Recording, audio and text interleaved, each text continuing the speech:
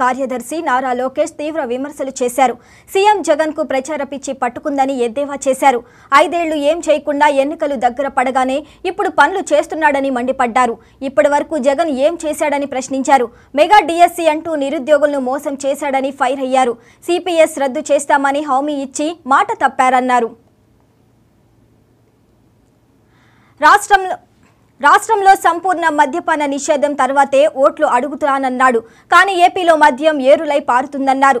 జగన్ కు ఇచ్చిన మాట నిలబెట్టుకునే అలవాటే లేదని ఎద్దేవా చేశారు. టీడీపీ హయాంలో ముస్లింకు రంజాన్ తోఫా అందించాం, 3 మైనార్టీలకు రాజ్యసభకు పంపించామని గుర్తు చేశారు.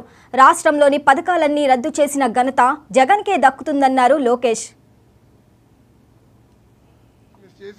జైలుకు పంపించే బాధ్యత కూడా నేను తీసుకుంటానని ఈ సభాముఖంగా కార్యకర్తలందరికీ నేను హామీ ఇస్తున్నాను. అంతేకాదు, వడ్డీతో సహా ప్రతిదీ చెల్లించే బాధ్యత నేను తీసుకుంటానని ఈ సభాముఖంగా పసుపు సైన్యానికి నేను తెలుపుతున్నాను. Thank you. జోహార్ అన్న ఎన్టీఆర్, జోహార్ అన్న ఎన్టీఆర్.